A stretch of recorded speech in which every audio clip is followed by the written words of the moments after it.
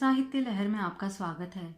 आज आप सुनेंगे मालती जोशी जी की कहानी स्मृतिकल्प। आइए कहानी सुनते हैं। पूरी दोपहर बिस्तर में गुजार दी थी, पर थकान से शरीर अब भी निढाल हो रहा था। और यह थकान सिर्फ सफर की थकान नहीं थी। स्वदेश लौटे 2 हफ्ते हो गए थे, पर मिलने वालों का तांता लगा हुआ था और हर रात हम लोग बाहर खाने जा रहे थे। छुट्टी की प्लानिंग करते समय हम लोगों ने सर्दी, गर्मी और बरसात का ही विचार किया था। यह भूल ही गए थे कि इस देश में एक और मौसम होता है, शादी का मौसम। और अपनी इस भूल को अब हम भुगत रहे हैं। इसलिए मैं भागकर भैया भाभी के पास चली आई थी। सोचा था 3-4 दिन खूब आराम कर लूंगी। अतुल के आने के बाद तो फिर निमंत्रणों का दौर शुरू हो जाएगा। या तो भैया किसी को डिनर पर बुलाएंगे या फिर हमें कहीं जाना पड़ेगा। 5:30 बजे भैया की गाड़ी को गेट के अंदर दाखिल होते हुए मैंने खिड़की से देख लिया था। फिर भी बिस्तर में दुबकी रही। रेणु जी, भाभी ने दरवाजे में खड़े होकर आवाज दी। आज रात भी होने वाली है, बाकी की नींद तब पूरी कर लेना। अब उठकर चाय पी लो, तुम्हारे भैया इंतजार कर रहे हैं। मुंह पर पानी के छींटे देकर आंचल से पोंछते हुए मैं बाहर आई। तब तक सचमुच भैया इंतजार में बैठे हुए थे। मेज पर लगा नाश्ता अनछुआ था, और वह नाश्ता था कि गजब। ब्रेड के पकौड़े, गाजर का हलवा, सेब, मठरी और मेरे साथ आई हुई मिठाइयाँ। बाप रे, आप लोग रोज इतना हैवी नाश्ता करते हैं? अरे, हमें तो तुम्हारी भाभी बिस्कुट में टरका देती है। यह सब तो तुम्हारे सम्मान में हो रहा है। मैं कोई मेहमान हूँ? मैंने मुंह फुलाकर कहा। बहन बेटी तो हमेशा ही मेहमान होती है। वैसे आज नाश्ता इसलिए हैवी बनाया है कि रात खाने में देर हो सकती है, भाभी ने सूचना दी। क्यों, कोई खाने पर आ रहा है? मैंने धड़कते दिल से पूछा। नहीं, हम लोग जाएंगे, चलोगी ना? Oh no. फिर मैंने मरी सी आवाज में पूछा, किसके यहाँ जाना है? अरे, अपने रजनीश भाई के यहाँ, उनके बेटे का रिसेप्शन है। बेटे का मतलब अपूर्व का? वह इतना बड़ा कब हो गया? अभी तो उसका इंजीनियरिंग में एडमिशन हुआ था। उसे इंजीनियर बने भी 2 साल हो गए हैं। तुम क्या सोचती हो, जब तुम यहाँ नहीं हो तो समय थम गया है? काश ऐसा हो सकता। 6 साल बाद आई हूँ तो सब कुछ कितना बदला बदला सा लग रहा है। कई चीजों ने तो अपनी पुरानी पहचान ही खो दी है। कई जाने पहचाने चेहरे खो गए हैं, कई नए उगाए हैं। इस बदलाव को एकदम पचा पाना मेरे लिए मुश्किल हो गया है। पहली बार इतने अंतराल के बाद आई हूँ, शायद इसलिए। बाद में शायद आदत हो जाएगी। क्या सोच रही हो, चलोगी ना? भाभी ने व्यग्रता से पूछा। और कहीं जाना होता तो सचमुच मना कर देती। बाहर खा खा कर एकदम थक गई हूँ, पर रजनीश भाई के यहाँ नो प्रॉब्लम। मैंने स्पष्ट रूप से अनुभव किया कि भाभी ने राहत की सांस ली। मैं मना कर देती तो वह सचमुच धर्म संकट में पड़ जाती। उन्हें मजबूरन मेरे लिए खाना बनाना पड़ता, और 4 दिन पहुने आई बहू बेटी को कोई खिचड़ी तो परोस नहीं सकता, पूरा सरंजाम करना पड़ता है। फिर रजनीश भाई के यहाँ जाने में मुझे सचमुच कोई आपत्ति नहीं थी। उस परिवार से पुराने संबंध थे। रजनीश भाई भैया के घनिष्ठ मित्रों में से थे। उनकी छोटी बहन आभा और मैं हाई स्कूल से एमएससी तक साथ पढ़े हैं।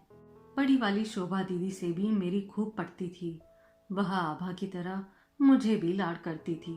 और मनीष भाई, इस नाम के याद आते ही मन में एक टीस सी उठी, जैसे कोई पुराना जख्म छू गया हो। आभा के घर उन्हें पहली बार देखा और तब से वह मन पर छा गए थे। वह उम्र भी ऐसी ही होती है जब बराबर वाले लड़के बचकाने लगते हैं। बड़ों के प्रति एक अबोध आकर्षण होता है, और मनीष भाई तो पुरुष सौंदर्य के प्रतीक थे। मनीष भाई ने उस तरह से मेरा कभी नोटिस नहीं लिया। 9वीं कक्षा में पढ़ने वाली सिलबिल सी लड़की थी मैं। वह क्यों मुझे तवज्जो देते? बस आभा की तरह कभी मेरी चोटी खींच देते या पीठ पर धौल जमा देते। मैं उतने से स्पर्श से धन्य हो जाती थी। अब सोचती हूँ तो अपने बचकानेपन पर हंसी आती है, पर उस समय तो मेरे लिए यही सबसे बड़ा सच था। बच्ची ही तो थी। जिस समय उनकी शादी हुई थी मैं फर्स्ट ईयर में थी। खबर सुनते ही जैसे मेरे सपनों के संसार में भूचाल आ गया था। मैं एकदम गुमसुम हो गई थी। घंटों खिड़की के पास बैठी सड़क को निहारा करती थी। मेरा रूठना मचलना, गाना गुनगुनाना सब बंद हो गया था। भैया तो एकदम चिंतित हो उठे थे, पर माँ ने समझा दिया, अरे कुछ नहीं हुआ है। इस उम्र में लड़कियां इसी तरह बेवजह उदास हो जाती है। बस समझ लो कि अपनी गुड़िया अब सयानी हो रही है। मनीष भाई का रिश्ता बहुत बड़े घर में तय हुआ था। आभा से उनकी अमीरी के किस्से सुन सुनकर मेरे कान पक गए थे। उसे तो यही खुशी थी कि अब बड़ी भाभी की नाक थोड़ी नीची हो जाएगी। अपने आगे किसी को कुछ गिनती नहीं थी। आभा तो नई भाभी के रूप लावण्य पर भी मुग्ध थी, पर मुझे उसकी बातों पर विश्वास नहीं था। मुझे यकीन था कि पैसे की चमक से सब अंधे हो गए हैं। उन लोगों ने रुपये से तौलकर अपनी काली मोटी भैंस इनके पल्ले बांधी है। पर ईश्वर ने मेरा यह मनोरथ भी निष्फल कर दिया। दुल्हन इतनी सुंदर थी कि उस पर से आंखें नहीं हटती थी। मेहमानों के होठों पर बस एक ही बात थी, इतना सुंदर जोड़ा आज तक नहीं देखा। जोड़ा सचमुच बहुत सुंदर था। मैं बुके लेकर स्टेज पर गई तो ठगी सी देखती ही रह गई। मनीष भाई ने हमेशा की तरह मेरी छोटी खींचते हुए पूछा, ए छुटंकी, भाभी पसंद आई? अपमान से मेरे तो आंसू ही निकल आए। आभा ने पता नहीं क्या समझा, उन्हें धुड़क दिया, कितनी जोर से चोटी खींचते हैं आप? बेचारी की सारी हेयर स्टाइल खराब कर दी। एक आधा बार भाभी के बाल खींचिए, तब मजा आएगा। और मेरा हाथ पकड़कर वह धीरे से मुझे नीचे उतार लाई और कान में खुसफुसाकर पूछा, भाभी खूब सुंदर है ना? मैंने बेवजह मुंह बिचका दिया। शाम को तैयार होते हुए वे सारी बातें स्मरण हो आई और पता नहीं क्यों मैं बड़े मनोयोग से सजने लगी। जयपुर में रहते हुए मैंने 15 दिनों में कोई 8 शादियां अटेंड की थी। हर बार सास और जेठानी अपनी भारी साड़ियां और गहनों की पोटलियां लेकर आ जाती। उनका मन रखने के लिए मैं सब पहन भी लेती थी, क्योंकि वहां मेरा अपना वजूद तो कुछ था नहीं। मैं तो उन लोगों की बहू थी और परिवार की प्रतिष्ठा के अनुरूप मेरा पहनना ओढ़ना जरूरी था। पर आज तो मुझे ही ललक हो आई थी। भाभी के साथ बड़े चाव से मैंने अलमारी खंगाल डाली और एक गहरे नीले रंग की पोचमपल्ली का चुनाव कर डाला। नीला रंग तो केवल सतह पर था। आंचल और किनारों पर इंद्रधनुष के सारे रंगों से चित्रकारी की गई थी। गले और कान में भाभी का ही एक जड़ाऊ सेट और हाथों में मेल खाते कंगन। दर्पण में देखा तो मैं अपनी ही छवि पर मुग्ध हो गई और भाभी के सामने जाकर खड़ी हो गई। भाभी, मैं ठीक लग रही हूँ? भाभी ने प्यार से मेरे ललाट पर एक हल्का सा चुंबन जड़ दिया और बोली, आज माँ जी होती तो कितनी खुश होती। क्यों? उन्हें हमेशा शिकायत रहती थी कि आजकल की लड़कियों को पहनने ओढ़ने का कोई शौक नहीं रहा, बस चिंदा सा लपेट लेती है। आज तुम्हें देखती तो सारे गिले शिकवे दूर हो जाते। माँ की याद से मेरा भी मन गीला हो आया। शादी के तुरंत साल भर बाद ही उनकी 13वीं पर आना हुआ था। उसके बाद अब आई हूँ, पूरे 6 साल बाद। माँ जीवित होती तो शायद यह अंतराल इतना लंबा ना होता, क्या पता। माय गुडनेस, भैया की आवाज ने मुझे एकदम चौंका दिया। दुल्हन तो यहाँ बैठी है, फिर वहां रिसेप्शन किसका हो रहा है? प्लीज भैया, आप ऐसे कहोगे तो मैं सलवार सूट पहनकर चली चलूंगी। हमारी गुड़िया रानी तो सलवार सूट में भी उतनी ही गॉर्जियस लगती है। क्या कहते हैं? सच कहता हूँ, कुछ देवियों को सूट पहने देखता हूँ ना। अब बस भी कीजिए, और तो पर कमेंट्स करते हो तो आपकी जबान पर जैसे सरस्वती विराजमान हो जाती है। भाभी की घुड़क से भैया बेचारे चुप हो गए। मैंने विषय बदलने की गरज से कहा, भाभी ने अपना पूरा वार्डरोब ही मेरे सामने खोलकर रख दिया। Naturally I will select the best. बहुत भोड़ा तो नहीं लग रहा ना? नहीं तो बदल लेती हूँ। लग भी रहा हो तो क्या है, हम लोग शादी में जा रहे हैं, कोई मातम कुर्सी में नहीं। भाभी बोली, वैसे रेनू पर यह साड़ी इतनी अच्छी लग रही है कि मेरा तो दोबारा पहनने की हिम्मत ही ना होगी। तो उसे ही दे डालो ना, भैया ने कहा। नई साड़ी लाने का खर्चा बच जाएगा। भाभी ने फिर उन्हें धुड़क दिया। भैया बेचारे हंसते हुए तैयार होने चले गए। मैं समझ गई, दोनों बच्चे बाहर हैं, अब ये लोग इसी तरह अपना मन बहलाते होंगे। हम लोग जब रिसेप्शन में पहुंचे तब 9 बज चुके थे, पर कार्यक्रम अपने पूरे शबाब पर था। फलगार भर दूर से ही रोशनी की जगमगाहट आंखों को चौंधिया रही थी। डिस्को का कर्णकटु संगीत कानों से टकरा रहा था। जीवन में इतनी शादियां देखी है कि जिसका कोई हिसाब नहीं है, पर उन पर गंभीरता से कभी सोचा नहीं था। पर इस बार सब कुछ तटस्थ भाव से देख रही हूँ तो मन आंदोलित हो उठा है। लगता है जैसे एक होड़ सी लगी हुई है कि किसका रिसेप्शन ज्यादा खर्चीला, ज्यादा भड़कीला, ज्यादा शानदार होगा। सिर्फ मंडप की सजावट और रोशनी में लोग इतना रुपया फेंक देते हैं कि उतने में एक गरीब की कन्या या कन्याओं का ब्याह हो सकता है। और खाना, उसका वर्णन तो साक्षात सरस्वती भी नहीं कर सकती। पहले लोगों का बड़प्पन इस बात से आका जाता था कि उनके यहाँ कितने किस्म की मिठाइयाँ परोसी गई है। अब तो रोटियों की भी कई किस्में चल पड़ी है। एक लाइव काउंटर सिर्फ उसके लिए होता है। फिर 5 तरह के अंकुरित अनाज, 6 तरह के अचार, 10 तरह की सब्जियां। खाने में पंजाबी, उत्तर भारतीय, दक्षिण भारतीय, चाइनीज, रशियन, कॉन्टिनेंटल और आइसक्रीम। हाँ, आइसक्रीम इज अ मस्ट। चाहे कड़कड़ाती ठंड हो, आइसक्रीम जरूरी होती है और लोगों की भीड़ उस स्टॉल पर जैसे टूट पड़ती है। हाँ, अब तो स्टॉल लगते हैं, जिसकी जो मर्जी हो खाए और चलता बने।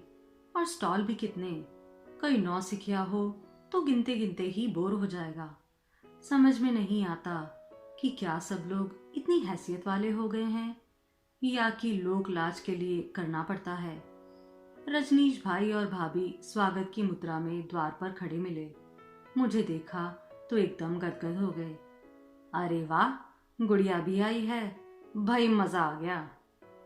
अब यह मुंह देखी तो रहने दीजिए भाई साहब, आपने तो एक कार्ड तक नहीं डाला। डर रहे होंगे कहीं सचमुच आ गई तो नेक देना पड़ेगा, पर आपकी चाल चली नहीं।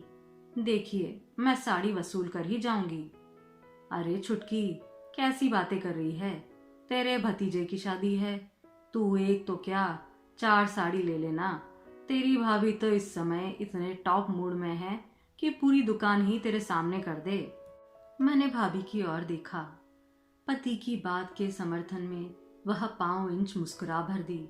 वह हमेशा से ही अपने अभिजात्य के प्रति बड़ी सजग रही है। मैंने कभी उन्हें खुलकर हंसते हुए नहीं देखा।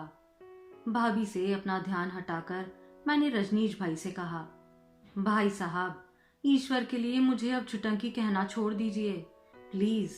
मेरा वेट कार्ड देखेंगे ना तो आपको पता चलेगा। अरे तू अपनी सहेली को देखेगी ना तो पता चलेगा कि तू छुटंकू तो क्या, तोला भर भी नहीं है।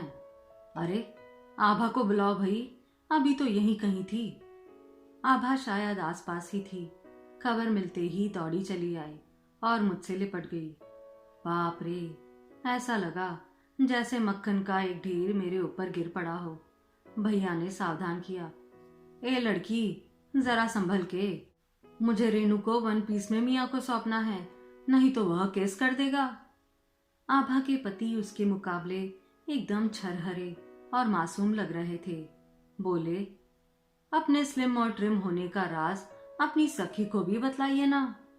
अरे यह क्या बतलाएगी, मैं बताती हूँ। आजाद पंछी है ना, इसलिए अपना रख रखाव कर पाती है।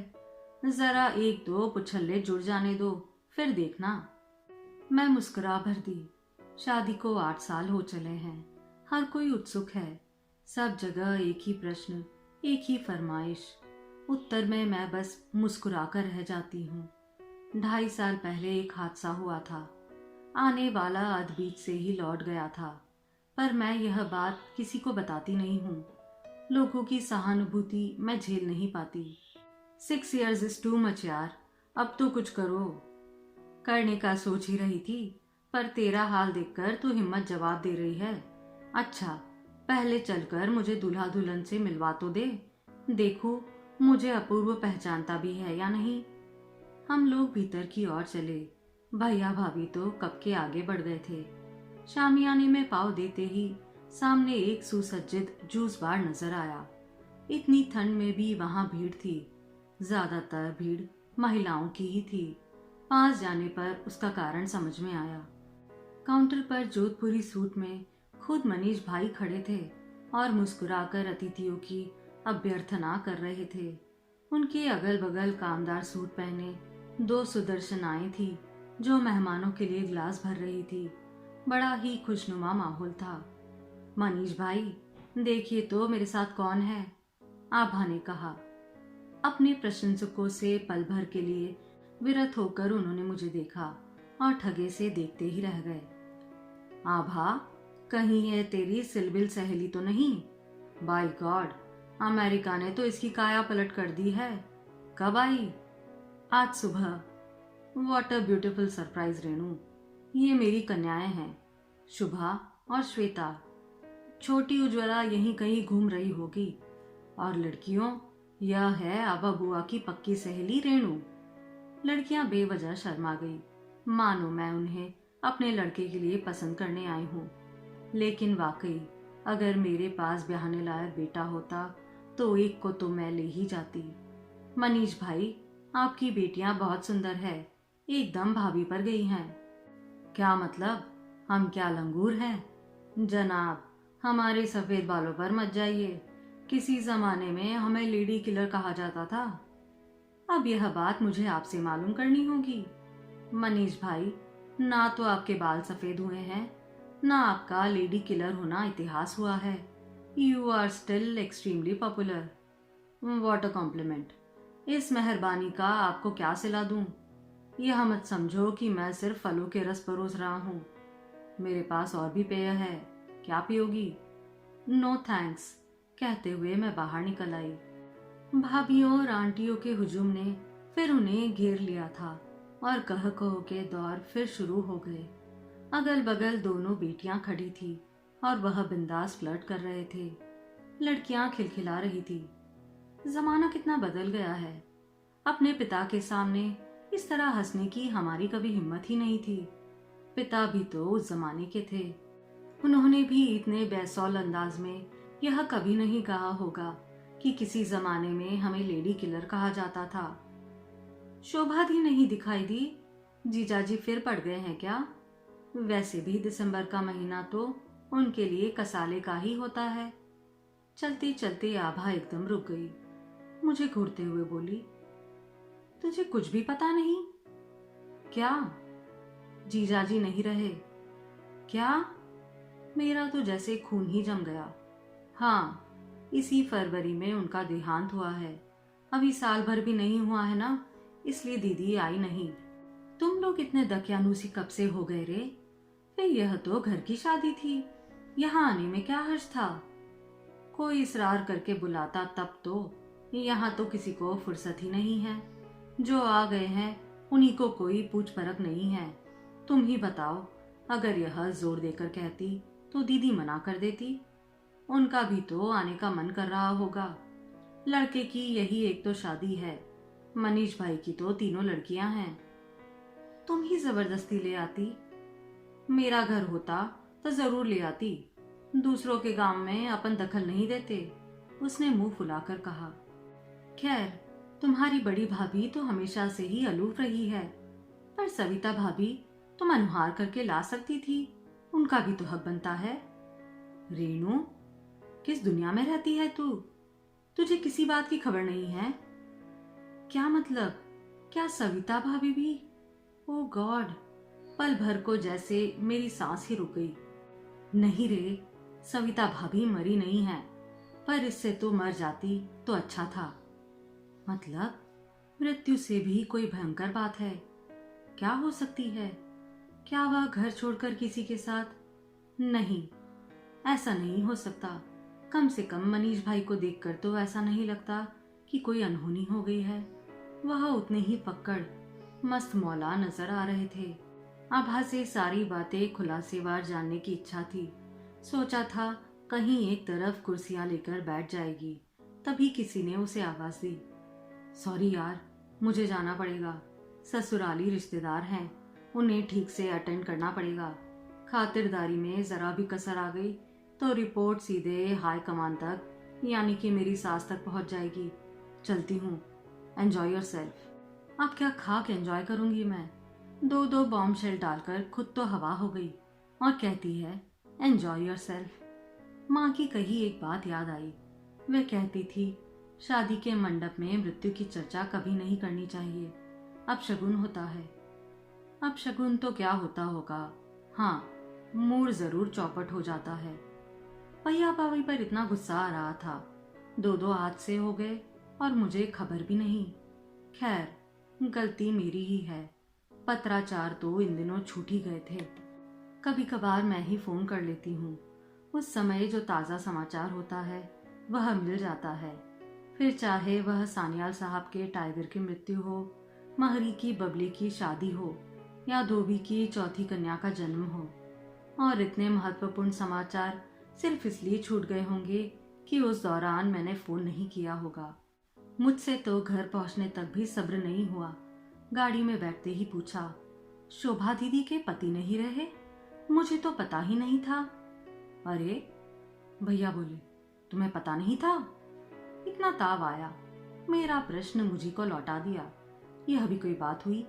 किसी तरह अपने को जब्त करते हुए मैंने पूछा, और यह मनीष भाई की बीवी का क्या चक्कर है? चक्कर क्या है, बस समझ लो शनि का फेर है। बेचारी 3 साल से खटिया पर पड़ी है।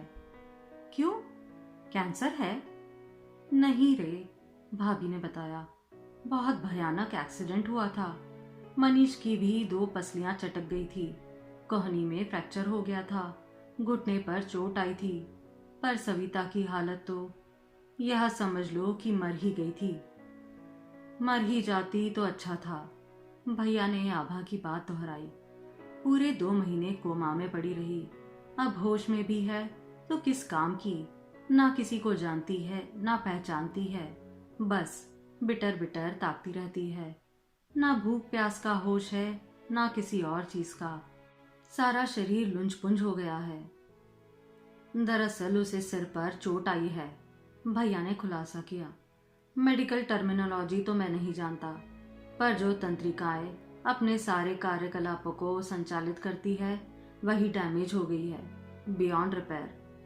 तो अब क्या, जितने दिन उसके लिखे होंगे जिएगी।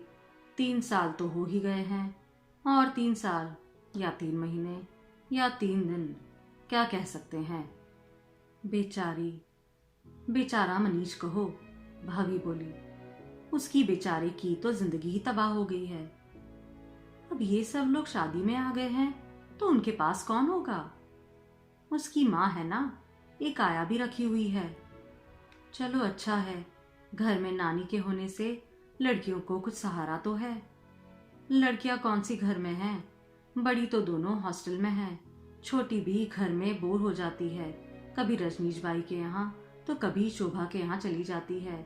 सविता की माँ बेचारी बहुत दुखी है। एक दिन बाजार में मिली थी तो रो ही रही थी। क्यों?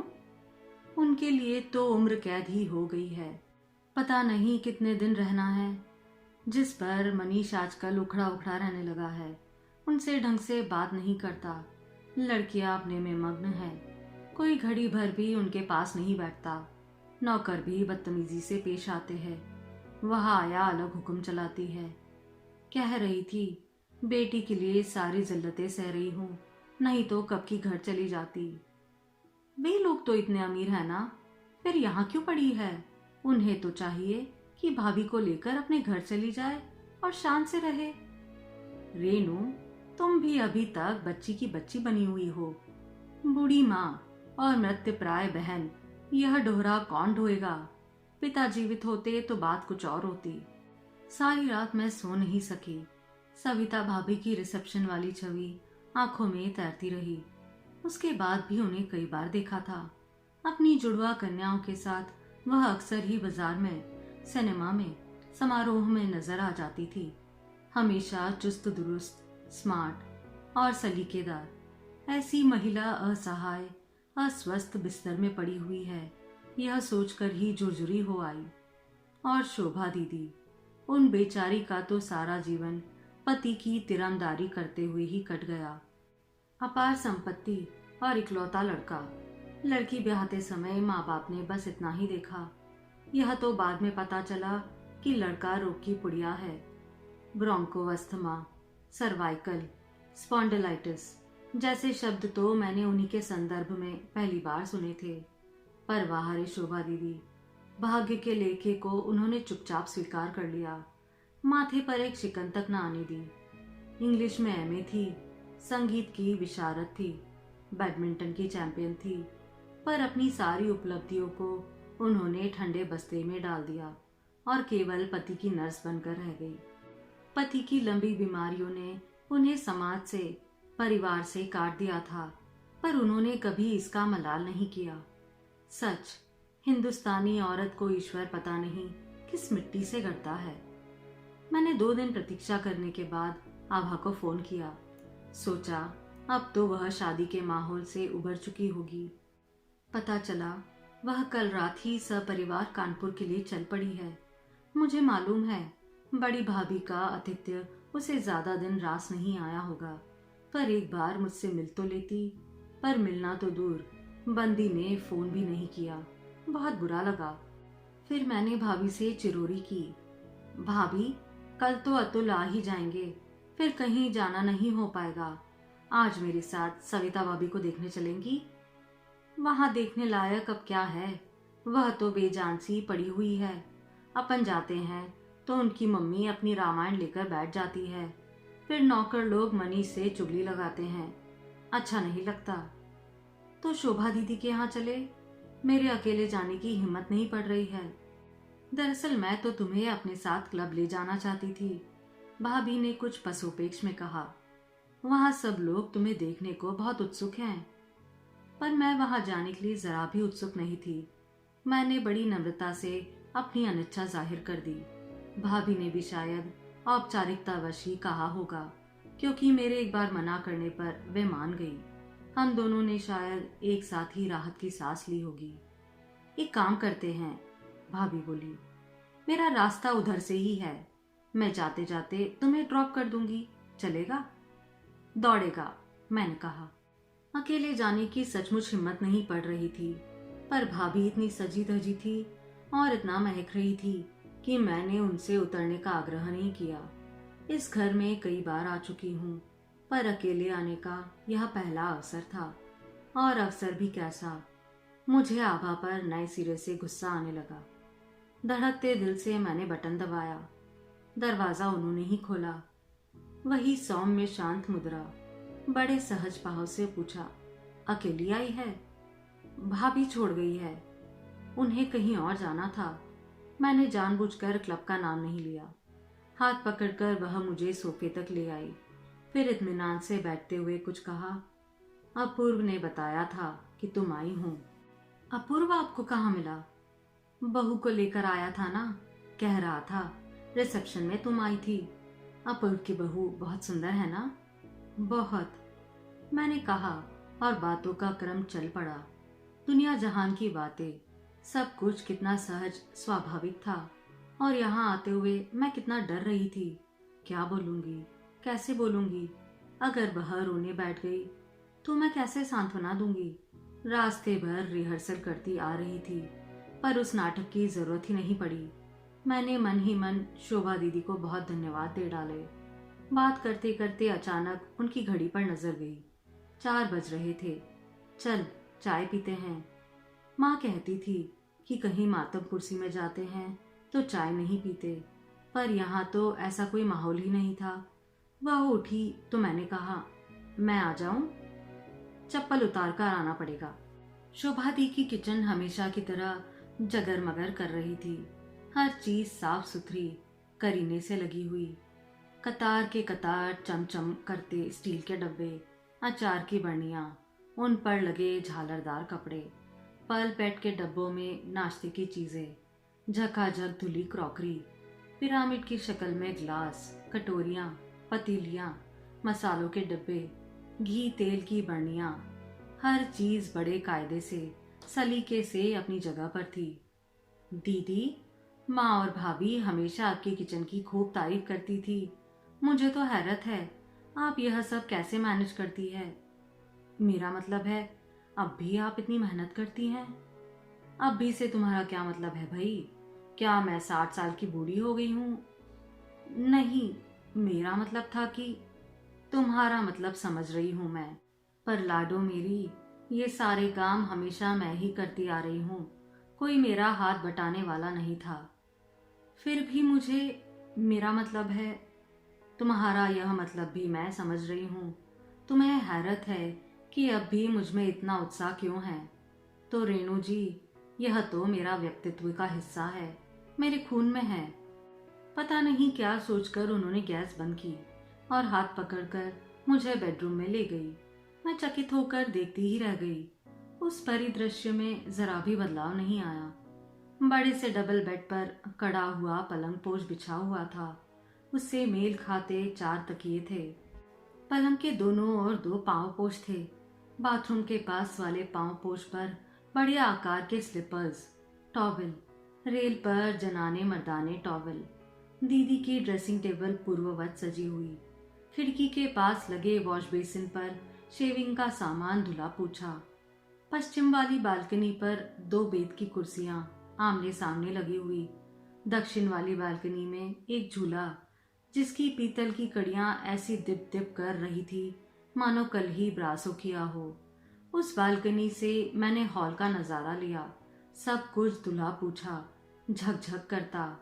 मेज पोश, पर्दे, कुशन कवर, फर्श से लेकर डाइनिंग टेबल तक दर्पण की तरह दमकता हुआ। किताबें करीने से लगी हुई। आप क्या रोज रोज यह अदला बदली झाड़ पोछ करती रहती हैं? मैंने मुख धोकर पूछा। नहीं रे, वे मैले ही नहीं होते। मैं ही देख देख कर बोर हो जाती हूँ, तो बारी बारी से एक एक कमरा ठीक करती रहती हूँ। कहीं भी कुछ बेहतर भी नहीं होती। यही तो मेरा पास टाइम है, यही तो मेरा नशा है।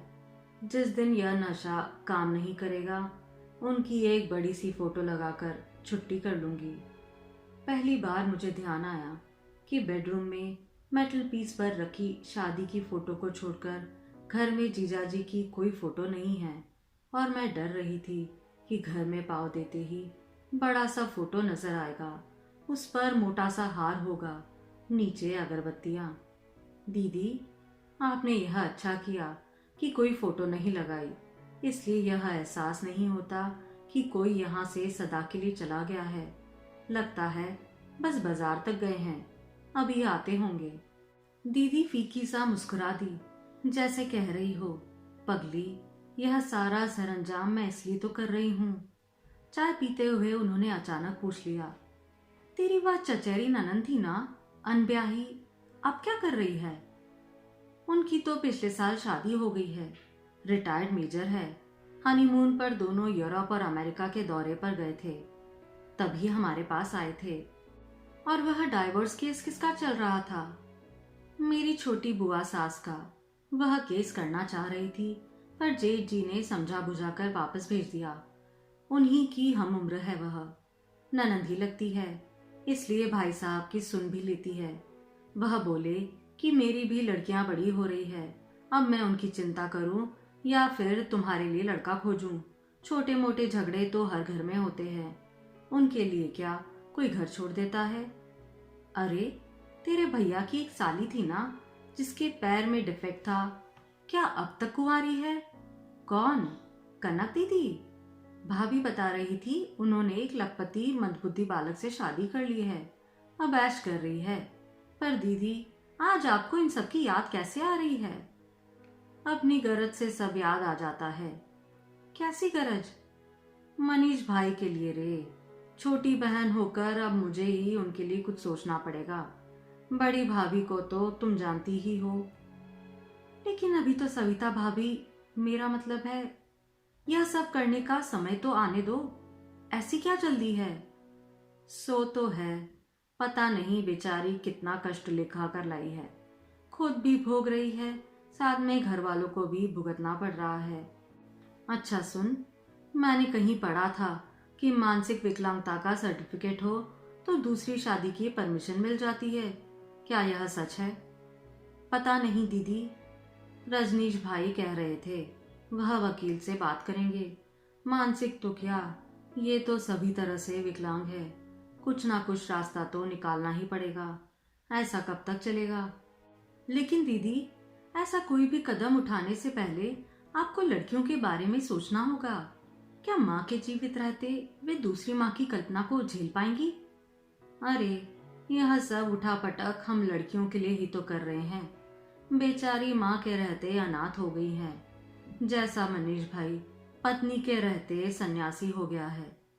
मनीष भाई और सन्यासी, मुझे अनायास ही उस दिन रिसेप्शन वाला रूप याद आ गया। दीदी, आपकी शादी को कितने साल हो गए? मैंने एकाएक पूछा। 16। क्यों? इस बीच जीजाजी कितनी बार बीमार थे? यह पूछ कि कितने दिन ठीक रहे। उनकी तो साइकिल थी, ऋतु चक्र के अनुसार ही हेल्थ बुलेटिन चलता था।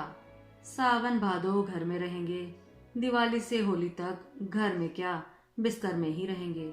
इसके अलावा सर्दी जुकाम लू लपट चलता ही रहता था। और जितने दिन वह बीमार रहते आप घर में कैद हो जाती थी। वह सब तो तू जानती ही है। आपको कभी ऊब नहीं हुई, खिज नहीं हुई?